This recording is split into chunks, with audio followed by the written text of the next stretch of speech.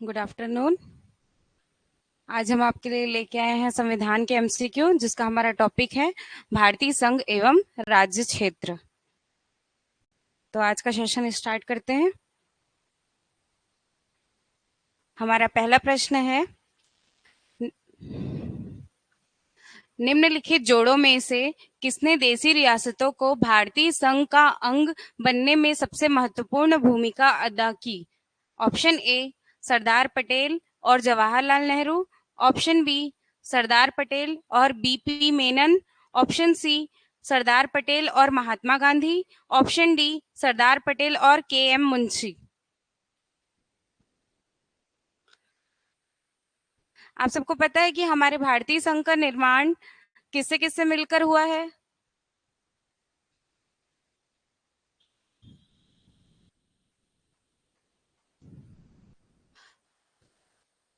जो भारत संघ बना है, भारतीय संघ, वो ब्रिटिश प्रांत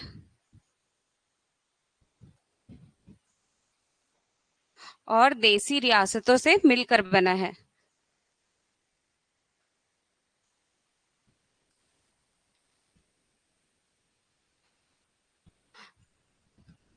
तो देसी रियासतों को भारतीय संघ का अंग बनने में किसने, इनमें से किसने महत्वपूर्ण भूमिका अदा की? ऑप्शन से बताइए इसका सही आंसर क्या होगा। उस टाइम जो ब्रिटिश प्रांत थे उनकी संख्या थी 9 और देसी रियासत थे 552। तो इन देसी रियासतों को भारतीय संघ का अंग बनने में सबसे महत्वपूर्ण भूमिका निभाई थी ऑप्शन बी सरदार पटेल और बीपी मेनन ने।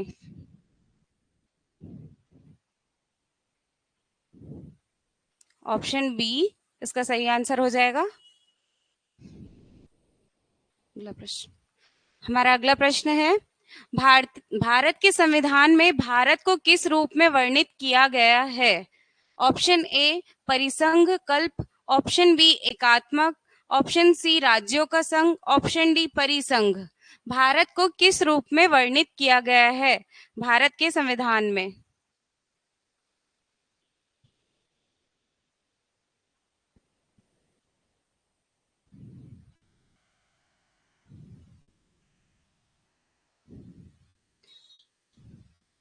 इसका सही आंसर होगा ऑप्शन सी राज्यों का संघ। अगला प्रश्न, भारतीय संघ के निम्नांकित में से किस अनुच्छेद में राज्य पद को परिभाषित किया गया है? हमारे संविधान में, भारतीय संविधान में राज्य की परिभाषा दी गई है, वो कौन से अनुच्छेद में दी गई है या कौन से अनुच्छेद में उसे परिभाषित किया गया है? ऑप्शन ए अनुच्छेद 1, ऑप्शन बी अनुच्छेद 8, ऑप्शन सी अनुच्छेद 10, ऑप्शन डी अनुच्छेद 12। बताइए इसका सही आंसर क्या होगा।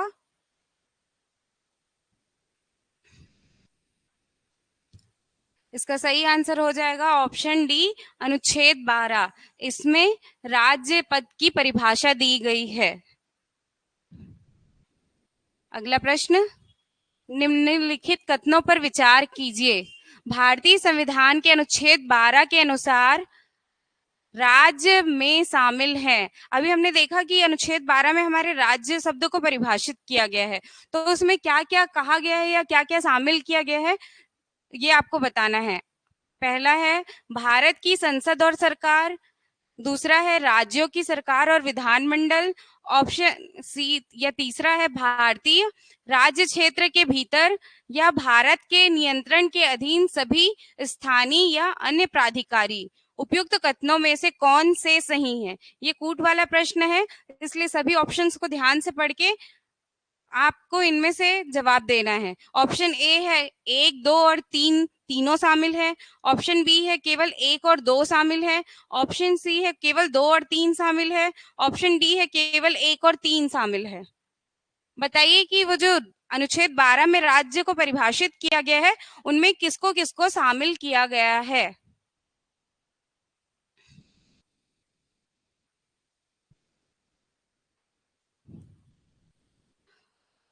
देखिए, जो पहला है भारत की संसद और सरकार, जो अनुच्छेद 12 है उसमें इसको शामिल किया गया है। दूसरा है राज्यों की सरकार और विधानमंडल, इसको भी उसमें शामिल किया गया है। तीसरा है भारतीय राज्य क्षेत्र के भीतर या भारत सरकार के नियंत्रण के अधीन सभी स्थानीय या अन्य प्राधिकारी, तो इसको भी उसमें शामिल किया गया है। तो बताइए अब हमारा सही आंसर क्या हो जाएगा? कौन सा ऑप्शन सही है? ऑप्शन ए, एक, दो और तीन, तीनों शामिल हैं। अगला प्रश्न, निम्नलिखित में से कौन सा राज्य का सबसे महत्वपूर्ण तत्व है? राज्य अर्थात भारत। ऑप्शन ए ध्वज, ऑप्शन बी राजधानी, ऑप्शन सी संप्रभुता, ऑप्शन डी शासन अध्यक्ष। बताइए इसका सही आंसर क्या होगा? राज्य का सबसे महत्वपूर्ण तत्व कौन सा है? ऑनलाइन वाले भी आंसर देंगे।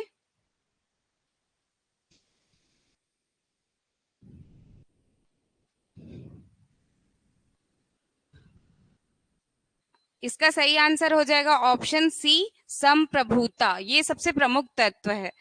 हमारे प्रस्तावना में यह शब्द है। संप्रभुता का अर्थ है कि भारत अब पूर्ण रूप से स्वतंत्र है।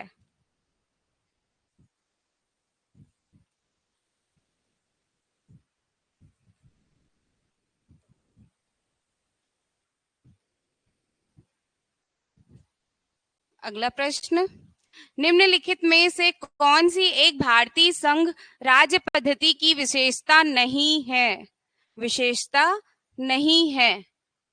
ऑप्शन ए, भारत में स्वतंत्र न्यायपालिका है।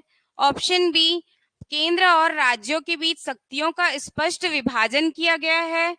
ऑप्शन सी, संघबद्ध होने वाली इकाइयों को राज्यसभा में असमान प्रतिनिधित्व दिया गया है। ऑप्शन डी, यह संघबद्ध होने वाली इकाइयों के बीच एक सहमति का परिणाम है। भारतीय संघ राज्य पद्धति की कौन सी विशेषता नहीं है?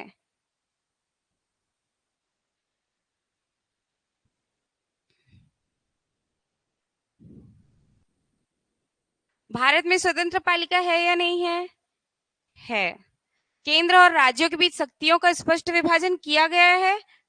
संघ सूची, राज्य सूची, संवर्ती सूची, ये भी सही है। संघबद्ध होने वाली इकाइयों को राज्यसभा में असमान प्रतिनिधित्व दिया गया है, ये भी सही है। तो कौन सा विशेषता नहीं है? क्या हो जाएगा हमारा सही आंसर? ऑप्शन डी, यह संघबद्ध होने वाली इकाइयों के बीच एक सहमति का परिणाम है, यह विशेषता नहीं है। अगला प्रश्न, संविधान के अनुच्छेद 1 में भारत को क्या कहा गया है? ऑप्शन ए परिसंघ, ऑप्शन बी परिसंघ प्रबल एकात्मक आधार के साथ, ऑप्शन सी महासंघ, ऑप्शन डी राज्यों का संघ। अनुच्छेद 1 में भारत को क्या कहा गया है?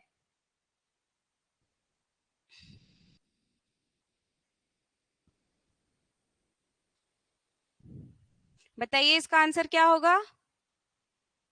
हाँ, इसका सही आंसर होगा ऑप्शन डी राज्यों का संघ। अनुच्छेद 1 में भारत को राज्यों का संघ कहा गया है।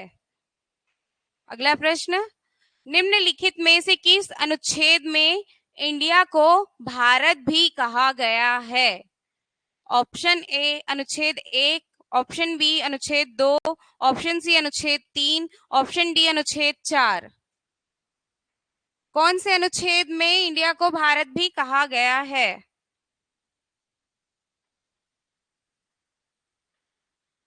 कौन सा होगा सही आंसर? अनुच्छेद 1, इसमें इंडिया को भारत भी कहा गया है।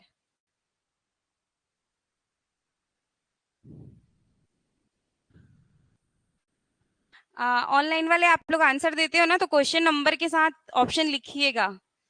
ऐसे में समझ नहीं आता कि कौन से क्वेश्चन का आंसर दे रहे हो आप लोग। अगला प्रश्न, भारत के संविधान के किस अनुच्छेद के अंतर्गत संसद नए राज्य को भारतीय संघ में सम्मिलित कर सकती है। ध्यान से पढ़िएगा, भारत के संविधान के किस अनुच्छेद के अंतर्गत संसद नए राज्य को भारतीय संघ में सम्मिलित कर सकती है? अनुच्छेद 1, अनुच्छेद 2, अनुच्छेद 3 या अनुच्छेद 4? बताइए।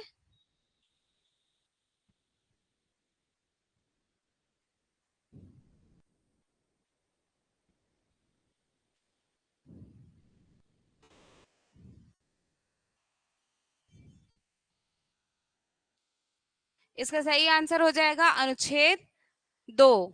नए राज्य को भारतीय संघ में सम्मिलित अनुच्छेद 2 के अंतर्गत किया जा सकता है। अगला प्रश्न, भारत के संविधान का कौन सा अनुच्छेद भारतीय संघ को भारत में एक नए राज्य के गठन के लिए दिया गया है?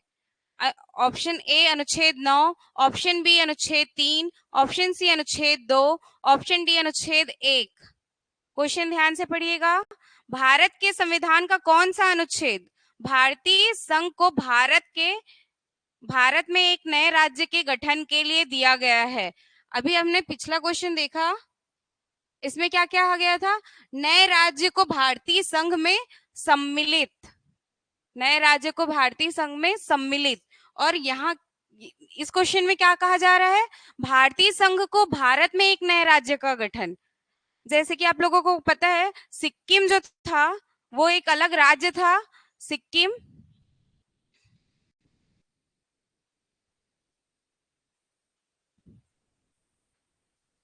जो किसमें शामिल हुआ है?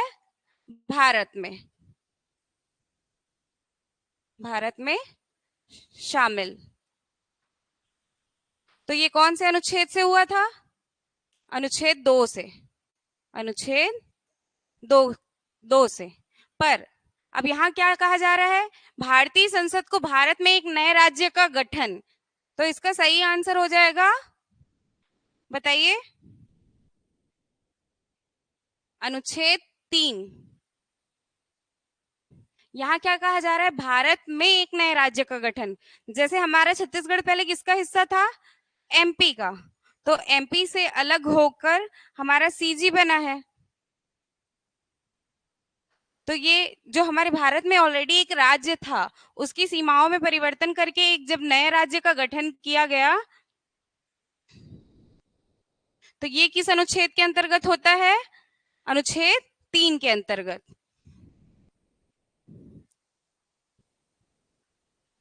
आप स्क्रीन पे देख सकते हैं, हमारे दर्शन एकेडमी में आने वाली सभी नई भर्तियों के लिए बैचेस 9 जुलाई से स्टार्ट हो रही है। जैसे व्यापम, पीएससी प्री, वन रक्षक, छत्तीसगढ़ पुलिस, आरपीएफ, एसएससी, राज्य ग्रामीण बैंक, छत्तीसगढ़ नगर सेना, जिसकी फीस है मात्र 4,999 रुपए। और इसमें एनरोलमेंट के लिए और अधिक जानकारी के लिए आप स्क्रीन पे दिए गए नंबर पे कॉन्टेक्ट कर सकते हैं। अगला प्रश्न, भारत में एक राज्य की सीमा में परिवर्तन किया जा सकता है? अनुच्छेद, अभी मैंने आपको पिछले क्वेश्चन में एक्सप्लेन किया था, सीमा में परिवर्तन किया जा सकता है कौन से अनुच्छेद के तहत? ऑप्शन ए 368 में दी गई प्रक्रिया के अनुसार, ऑप्शन बी 130 में दी गई प्रक्रिया के अनुसार, ऑप्शन सी 70 में दी गई प्रक्रिया के अनुसार, ऑप्शन डी 3 में, मतलब अनुच्छेद 3 में दी गई प्रक्रिया के अनुसार। ये सब जो नंबर लिखे हुए हैं वो सब अनुच्छेद है ना। तो बताइए, सीमा में, किसी राज्य की सीमा में परिवर्तन कौन से अनुच्छेद के तहत किया जा सकता है? हाँ, आपका आंसर सही है देवराज। अनुच्छेद 3 में दी गई प्रक्रिया के अनुसार किसी राज्य की सीमा में परिवर्तन किया जा सकता है। अगला प्रश्न, निम्नलिखित में से कौन एक नए राज्यों का निर्माण के लिए संवैधानिक उपबंध नहीं है? अभी हमने पढ़ा अनुच्छेद 2 में किसी नए राज्य को भारत में शामिल करना हो भारतीय संघ में, उसके लिए है। अनुच्छेद 3 भारत में नए राज्य के गठन के लिए है। तो उसमें से कौन से उपबंध नहीं है बताना है आपको। उपबंध नहीं है, ऑप्शन ए किसी राज्य का क्षेत्र बढ़ाकर, ऑप्शन बी किसी राज्य का क्षेत्र घटाकर, ऑप्शन सी किसी राज्य का नाम परिवर्तन कर, ऑप्शन डी एक राज्य संघ क्षेत्र शामिल कर सकेगा। बताइए, इसमें से कौन सा उपबंध नहीं है नए राज्यों के निर्माण के लिए?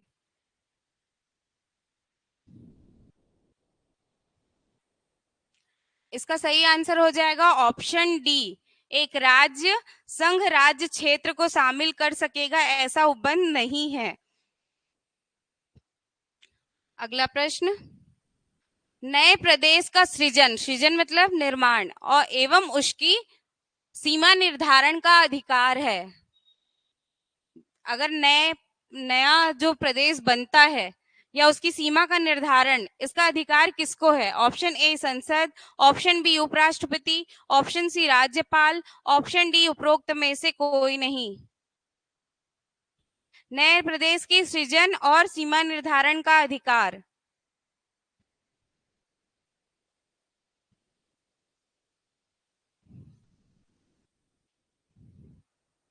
बताइए।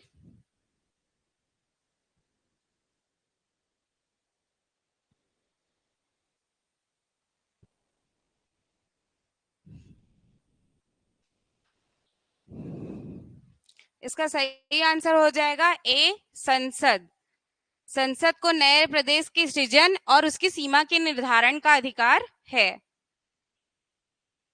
अगला प्रश्न, भारतीय संघ के राज्यों का पुनर्गठन किया जा सकता है अथवा उनकी सीमाएं परिवर्तित की जा सकती है। ऑप्शन ए संसद द्वारा विधान की सामान्य प्रक्रिया में साधारण बहुमत द्वारा, ऑप्शन बी संसद के दोनों सदनों के 2/3 बहुमत द्वारा, ऑप्शन सी संसद के दोनों सदनों के 2/3 बहुमत एवं संबंधित राज्यों के विधान मंडलों की सहमति से, ऑप्शन डी संबंधित राज्य सरकारों की सहमति से संघीय सरकार के कार्यपालिका आदेश द्वारा। अभी आपने पढ़ा कि जो नए राज्य के सृजन का अधिकार है वो संसद के पास होता है, तो आपको इनमें से बताना है कि कौन से बहुमत द्वारा या कौन से नियम के द्वारा वो बनता है। बताइए इसका सही आंसर क्या होगा?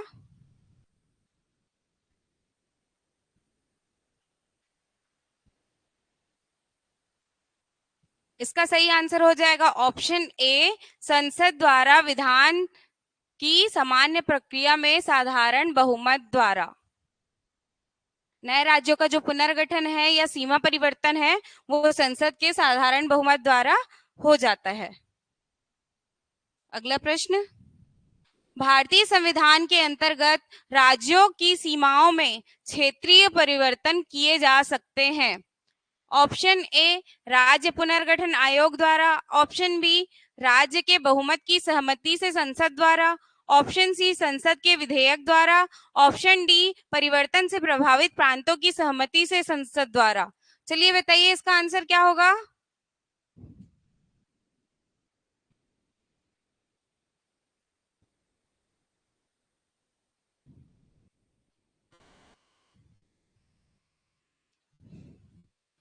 अभी हमने पढ़ा था ना कि संसद जो है साधारण बहुमत से कर सकती है, तो क्या हो जाएगा इसका आंसर? ऑप्शन सी संसद के विधेयक द्वारा। अगला प्रश्न, एक विद्यमान राज्य मतलब जो एग्जिस्ट कर रही है जो राज्य की सीमा को परिवर्तित कर एक नवीन राज्य को बनाने की दृष्टि से 3 उपकरणों की आवश्यकता होती है, वे हैं, जैसे मैंने बताया ना कि एमपी से अलग होकर क्या बना? सीजी। तो आपको बताना है कि उसके लिए किस किस की आवश्यकता होती है। ऑप्शन ए सर्वोच्च न्यायालय, राष्ट्रपति तथा संसद, ऑप्शन बी संसद, सर्वोच्च न्यायालय तथा संबंधित राज्य का विधानमंडल, ऑप्शन सी सर्वोच्च न्यायालय, राष्ट्रपति तथा संबंधित राज्य का विधानमंडल, ऑप्शन डी राष्ट्रपति, संसद तथा संबंधित राज्य का विधानमंडल। अब पिछले जो क्वेश्चंस आए हैं उससे ये तो क्लियर हो गया कि संसद तो रहेगा, तो कौन कौन से ऑप्शंस हो सकते हैं? ऑप्शन सी तो होगा ही नहीं क्योंकि इसमें संसद तो है ही नहीं। अब बचे 3 ऑप्शंस, तो इनमें से बताना है आपको। किसी राज्य की सीमा में परिवर्तन करना है तो क्या क्या इंपॉर्टेंट हो सकता है? संसद है, ये तो हो गया क्लियर, संसद रहेगा, पर संसद तीनों में है। अब राष्ट्रपति, राष्ट्रपति जब तक विधेयक पे साइन नहीं करेगा विधेयक पारित ही नहीं होगा, तो वो भी होना चाहिए। तो इसमें भी राष्ट्रपति है पर इसमें नहीं है, मतलब ऑप्शन बी नहीं होगा, इसमें है राष्ट्रपति। अब आपको बताना है कि सर्वोच्च न्यायालय होना चाहिए कि संबंधित राज्य का विधानमंडल होना चाहिए। चलिए आंसर दीजिए। हाँ, इसका सही आंसर क्या हो जाएगा? Option D. तीन उपकरण कौन कौन से होने चाहिए? राष्ट्रपति, संसद तथा संबंधित राज्य का विधानमंडल।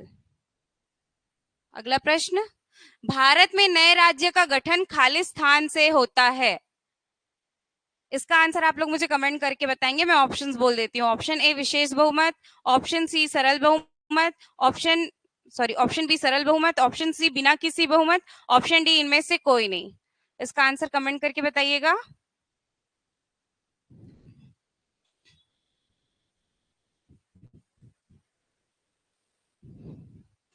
अगला प्रश्न, आजकल इस पैटर्न के क्वेश्चंस बहुत आते हैं जिसमें कथन और कारण दिया जाता है, फिर आपको उसमें से आंसर सेलेक्ट करना है। जैसे कथन ए क्या है? भारत संघ नहीं है। कारण, इसको कथन को एसर्शन बोला जाता है और ये रीजन है। किस कारण क्या है? किसी भी राज्य का क्षेत्र, सीमा, नाम उसकी सहमति के बिना भी परिवर्तित करने की शक्ति संघीय संसद को प्राप्त है। नीचे दिए गए कूट का प्रयोग करके सही उत्तर चुने। कूट में क्या क्या है? ए तथा आर दोनों सही हैं तथा आर ए की सही व्याख्या करता है। ऑप्शन बी, ए तथा आर दोनों सही हैं तथा आर ए की व्याख्या नहीं है। ऑप्शन सी, ए सही है आर गलत है। ऑप्शन डी, ए गलत है आर सही है। बताइए।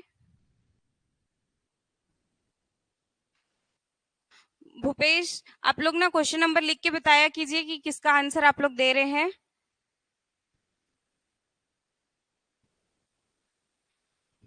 अच्छा ये बताइए, भारत संघ है या नहीं है? है ना, तो फिर ये कथन तो गलत हो गया। कथन ए गलत है, तो कौन से ऑप्शन में दिख रहा है कथन ए गलत है करके? Option D. इसके अलावा और कहीं दिख रहा है क्या? तो क्या हो जाएगा हमारा आंसर? ऑप्शन डी, ए गलत है पर आर सही है। क्या है आर हमारा?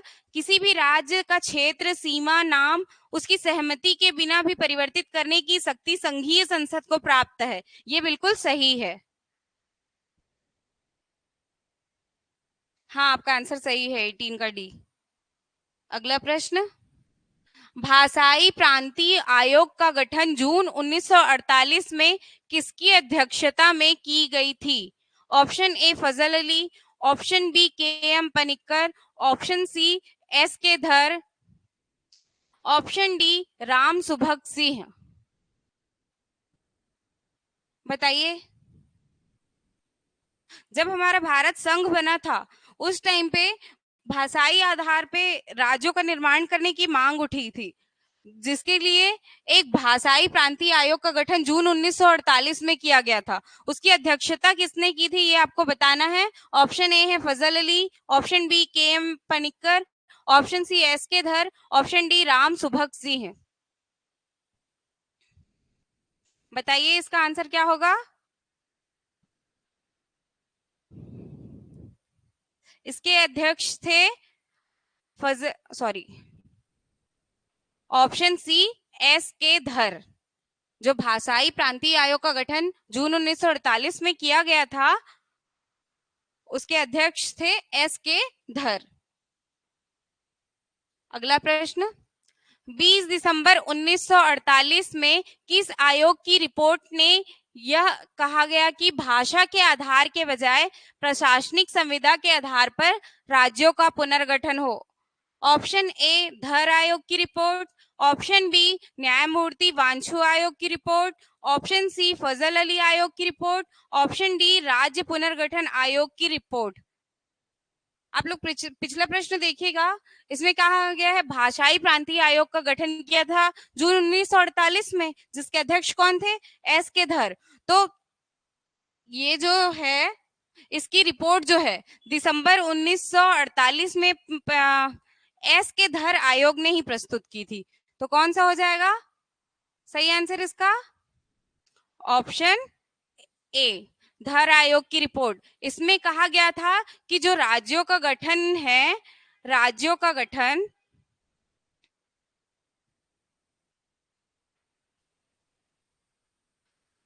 राज्यों का गठन प्रशासन के आधार पर होगा।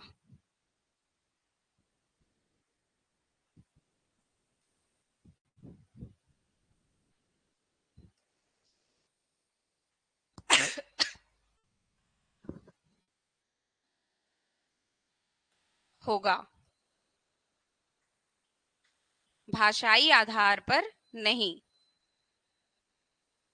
भाषाई आधार नहीं। तो कौन सी रिपोर्ट में कहा गया था? धर आयोग की रिपोर्ट।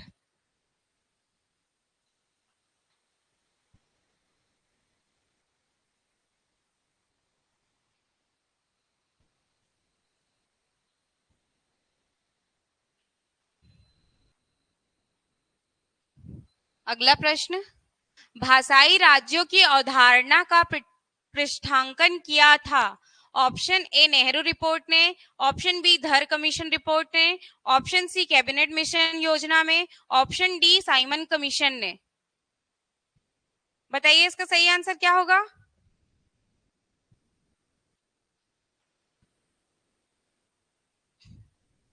अभी मैंने बताया ना, भाषाई आधार पर राज्यों के गठन की मांग 1948 में शुरू हुई थी। तो ये सारे रिपोर्ट तो पहले के हैं, ये तो ये सब नहीं होगा। कौन सा हो जाएगा हमारा आंसर? ऑप्शन बी, धर कमीशन रिपोर्ट ने। अगला प्रश्न, स्वतंत्रता के पश्चात भारत में भाषाई आधार पर पुनर्गठन निम्नलिखित में से किस कारणवश प्रारंभ हुआ? ऑप्शन ए, धड़ समिति की रिपोर्ट। ऑप्शन बी, न्यायमूर्ति वांछू समिति report. Option C, P Sriramulu की मृत्यु। ऑप्शन डी, राज्य पुनर्गठन आयोग की रिपोर्ट। जो भाषाई आधार पर पुनर्गठन निम्नलिखित में से किस कारणवश प्रारंभ हुआ? बताइए आंसर क्या होगा?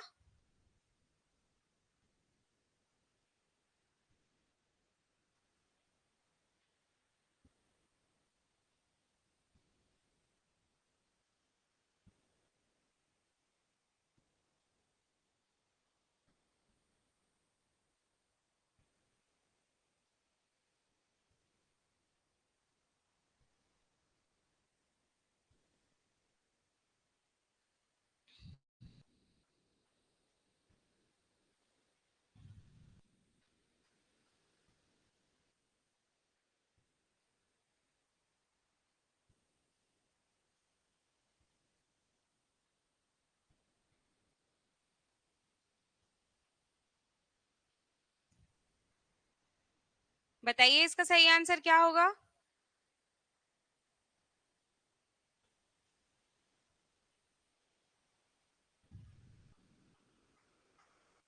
इसका सही आंसर हो जाएगा option C, P Sriramulu की मृत्यु। जैसे मैंने आपको बताया कि वो जो धर आयोग की रिपोर्ट थी, उसमें भाषाई आधार को अस्वीकार कर दिया गया था। कहा गया था कि प्रशासनिक आधार पर राज्यों का गठन किया जाएगा। उसके बाद एक और समिति आई थी, जेवीपी समिति।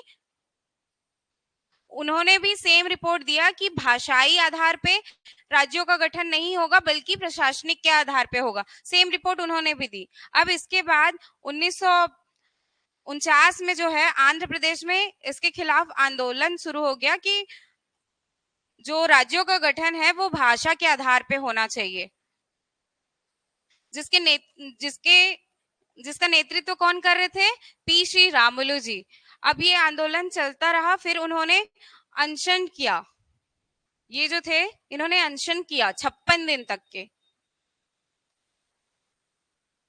56 दिन।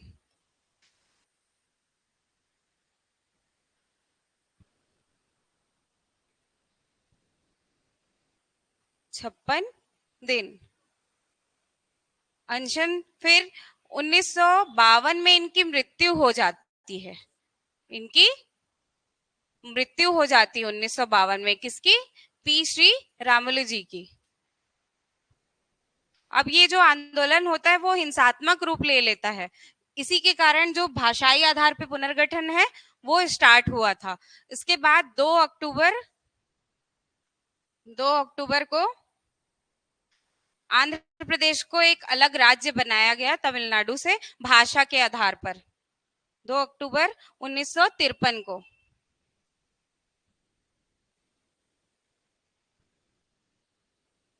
अगला प्रश्न, निम्नलिखित में से स्वतंत्र भारत का वह सबसे पहला राज्य कौन सा है जो केवल भाषाई आधार पर बनाया गया था? Option A Maharashtra, option B Andhra Pradesh, option C Kerala, option D Punjab. चलिए बताइए, अभी मैंने बताया ना, आंसर बताइए इसका।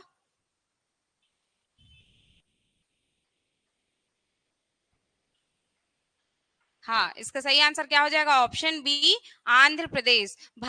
भारत का वह सबसे पहला राज्य जो किसके आधार पे बना था? भाषाई आधार पे। अगला प्रश्न, तत्कालीन मद्रास प्रांत, मद्रास मतलब चेन्नई, मद्रास प्रांत के भाषाई पुनर्गठन के बाद एक अलग आंध्र राज्य का गठन किस वर्ष में किया गया था? बताइए, अभी मैंने डेट बताया ना कि आंध्र प्रदेश कब बना था। Option A 1953, option B 1956, option C 1950, option D 1947।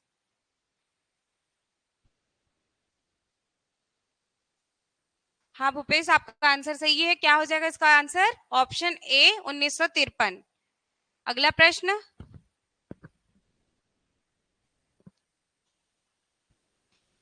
1950 के दशक के भाषाई राज्यों की प्रबल मांग की के उपरांत निम्नलिखित में से कौन सा राज्य पुनर्गठित हुए?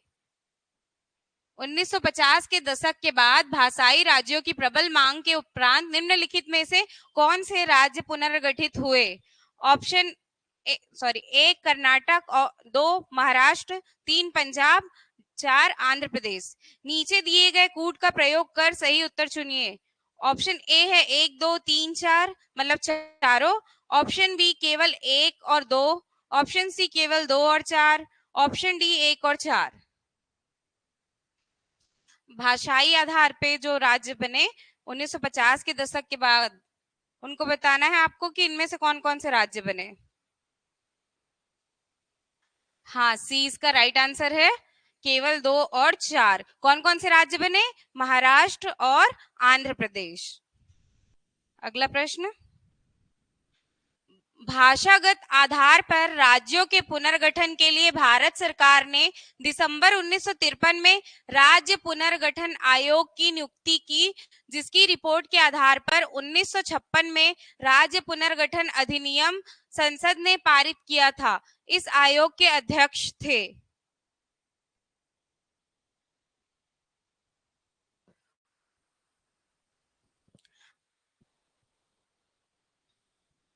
अब भाषागत आधार पर राज्यों के पुनर्गठन के लिए 1953 में एक समिति बनाई गई थी, राज्य पुनर्गठन आयोग, जिसने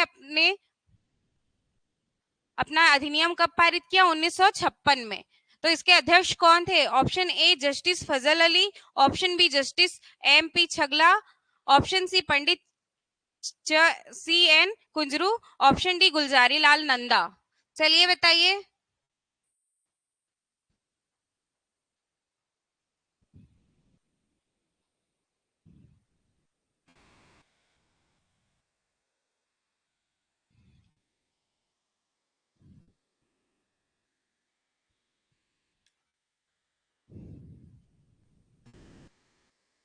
नहीं, डी नहीं होगा इसका आंसर।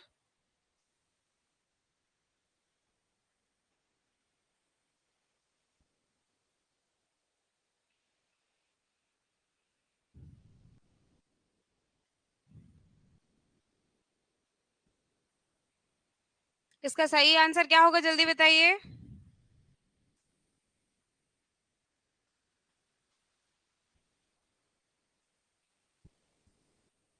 इसका सही आंसर होगा option A justice Fazal Ali.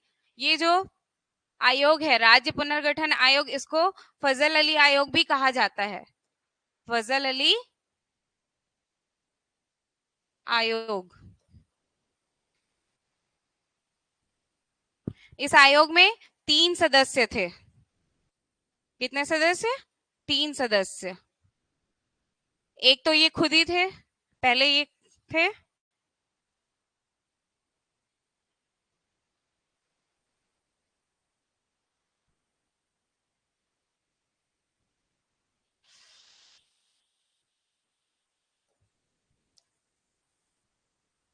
ये पहले थे, दूसरे ये थे,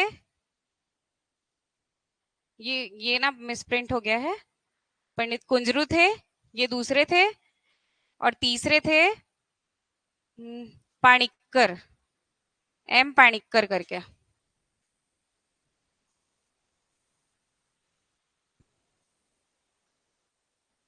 ये 3 सदस्य थे फजल अली आयोग में, और इन्होंने 4 आधार दिया था। भाषागत आधारों पर या राज्यों के पुनर्गठन के लिए इन्होंने 4 आधार दिए थे। प्रशासनिक आधार पे, भाषा संस्कृति के आधार पे, या विकास के दृष्टिकोण से, ऐसे, और सुरक्षा और संप्रभुता के दृष्टिकोण से 4 आधार दिए थे। और इस आयोग के अनुसार 16 राज्य और 3 यूटी होने थे भारत में। अगला प्रश्न, राज्य पुनर्गठन अधिनियम कब पारित किया गया था? अभी पिछले प्रश्न में आया था, बताइए कब पारित किया गया था?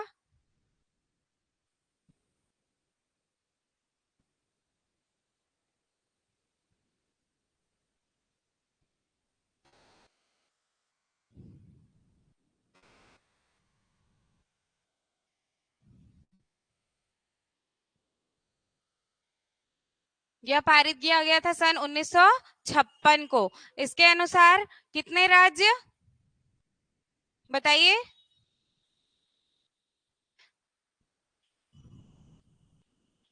फजल अली आयोग के अनुसार 16 राज्य और 3 यूटी होने चाहिए थे, पर जब ये बना, जब पारित हुआ, तो कितने राज्य बने? 14 राज्य और कितने यूटी?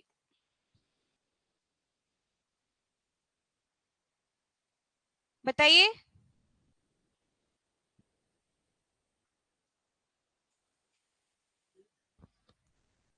14 राज्य और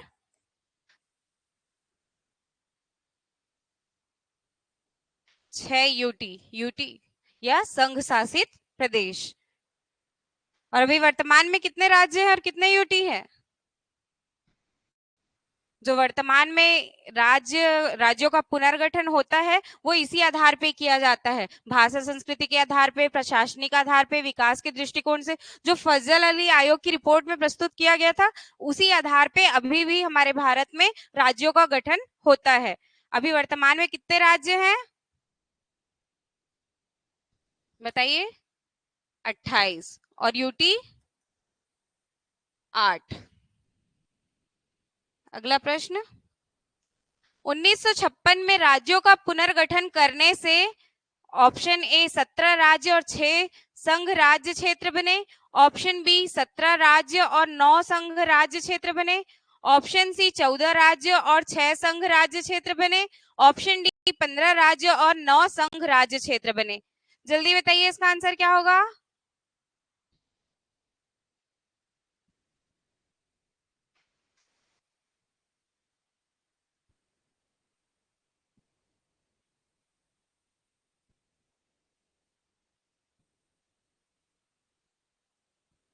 हाँ, सही आंसर है आपका ऑप्शन सी, 14 राज्य और 6 संघ राज्य क्षेत्र।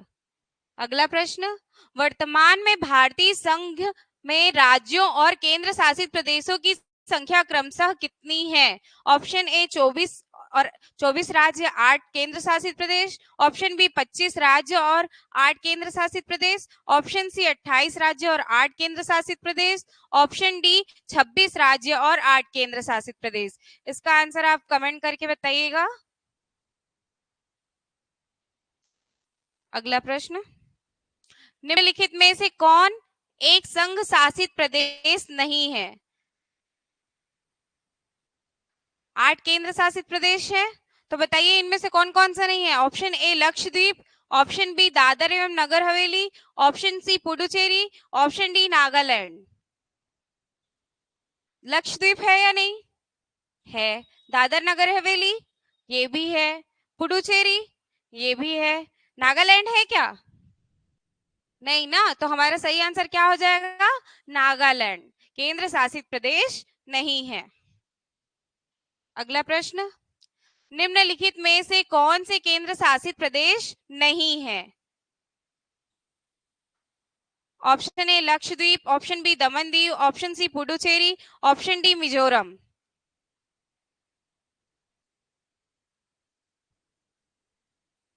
इसका आंसर आप लोग कमेंट करके बताइए।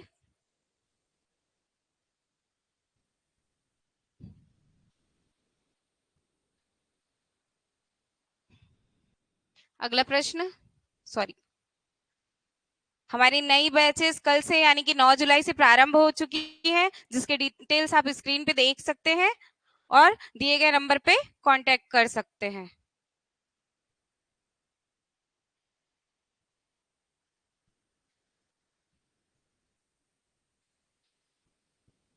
अगला प्रश्न, कराईकल, माहे, यनाम सहित पुडुचेरी की फ्रांसीसी बस्ती को फ्रांसीसी सरकार ने किस वर्ष भारत को अर्पित किया? Option A 1952, option B 1954, option C 1955, option D 1958। किस वर्ष भारत को अर्पित किया फ्रांसीसी सरकार ने? बताइए।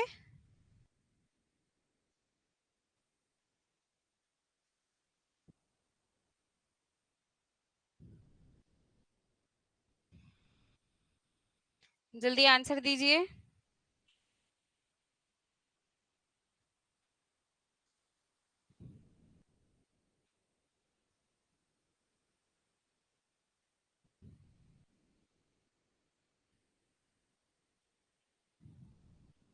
नहीं, सी नहीं है इसका आंसर। इसका सही आंसर हो जाएगा ऑप्शन बी 1954।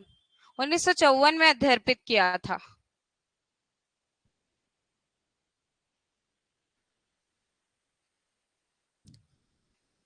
अगला प्रश्न, पुडुचेरी को किस वर्ष भारतीय संघ में सम्मिलित किया गया? Option A 1956, option B 1959, option C 1962, option D 1963। पिछले प्रश्न में क्या था? फ्रांसीसी सरकार ने भारत को कब अर्पित किया था। अब इसमें क्या पूछा जा रहा है? भारतीय संघ में कब सम्मिलित किया गया? किसको? पुडुचेरी को। बताइए।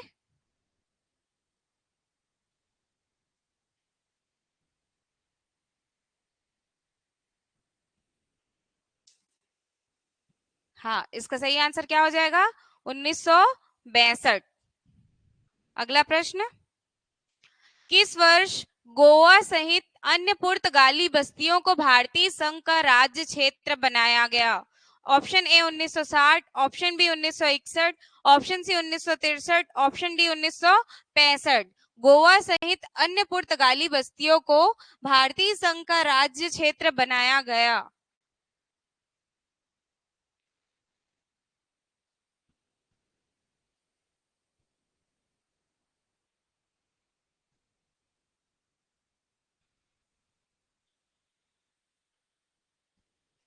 नहीं, 1963 नहीं होगा इसका आंसर। इसका सही आंसर है 1961। अगला प्रश्न, संविधान लागू होने के पश्चात निम्न में से कौन भारतीय संघ का एक आरक्षित राज्य था? ऑप्शन ए दादर व नगर हवेली, ऑप्शन बी लक्षद्वीप समूह, option D C Andaman Nicobar द्वीप समूह, ऑप्शन डी सिक्किम। भारतीय संघ का एक आरक्षित राज्य था संविधान लागू होने के पश्चात।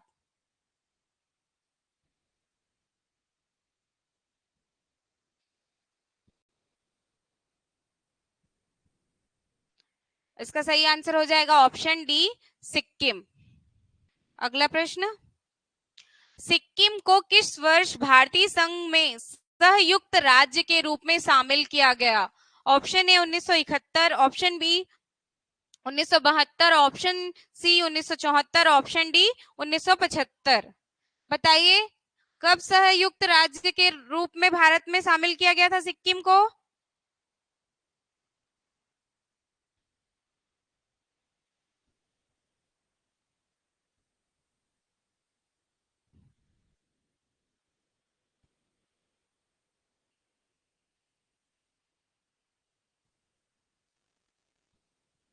इसका सही आंसर हो जाएगा ऑप्शन बी 1972। किसका सह राज्य बना था ये? असम का। सिक्किम जो है 1972 में सिक्किम किसका सह राज्य बना था? असम।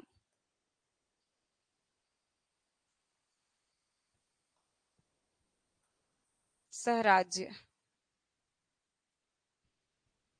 अगला प्रश्न, किस संवैधानिक संशोधन के अंतर्गत सिक्किम को भारत का एक सह राज्य बनाया गया? अभी पिछले देखिए कि 1972 में वह असम का सह राज्य बना था, तो ये कौन से संविधान संशोधन के द्वारा हुआ था? ऑप्शन ए 30वां संविधान संशोधन, ऑप्शन बी 35वां संविधान संशोधन, ऑप्शन सी 36वां संविधान संशोधन, ऑप्शन डी 42वां संविधान संशोधन।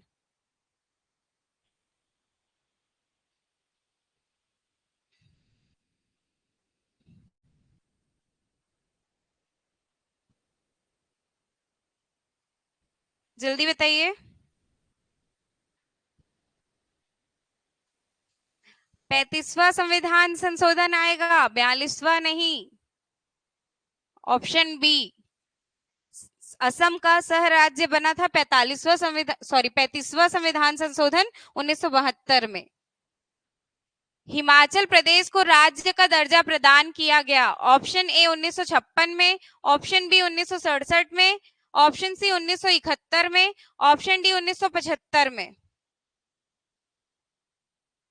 हिमाचल प्रदेश को राज्य का दर्जा कब प्रदान किया गया? हाँ, इसका सही आंसर क्या हो जाएगा? ऑप्शन सी 1971 में। अगला प्रश्न, निम्नलिखित में से किस वर्ष सिक्किम को राज्य का दर्जा दिया गया? अभी हमने देखा कि 35वें संविधान संशोधन में उसको एक सह राज्य, असम का सह राज्य बनाया गया था, पर उसको एक राज्य का दर्जा कब दिया गया? 1973 में, 1974 में, 1975 में, 1976 में। सिक्किम को राज्य का दर्जा कौन से वर्ष दिया गया?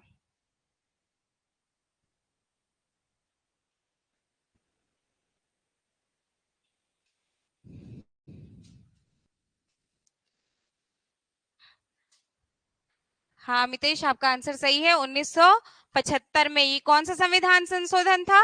36वां संविधान संशोधन। अगला प्रश्न, भारतीय संघ में सम्मिलित किया गया 29वां राज्य है? Option A Chhattisgarh, option B Jharkhand, option C Uttarakhand, option D Telangana. 29वां राज्य कौन सा है भारतीय संघ में सम्मिलित?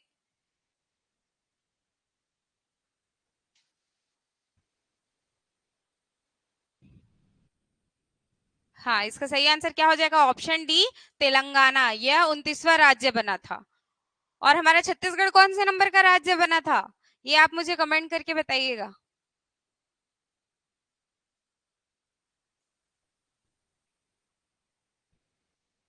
अगला प्रश्न, सिक्किम भारत का 22वां राज्य बना कौन से संविधान संशोधन के द्वारा? 42वें संविधान संशोधन के द्वारा, 40वें संविधान संशोधन के द्वारा, 29वें संविधान संशोधन के द्वारा, 36वें संविधान संशोधन के द्वारा।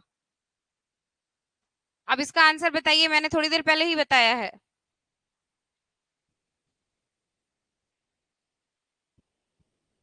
जल्दी, ये हमारा लास्ट प्रश्न है।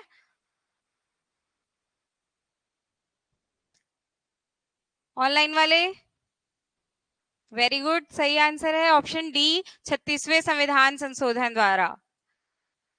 ऐसे ही हम लाइन से टॉपिक वाइज संविधान के एमसीक्यू लाते रहेंगे, जो हमारे सीजी में होने वाले एग्जाम्स और सेंट्रल लेवल पे होने वाले एग्जाम्स जिसमें भी संविधान सिलेबस में है उसके लिए बहुत ही महत्वपूर्ण है।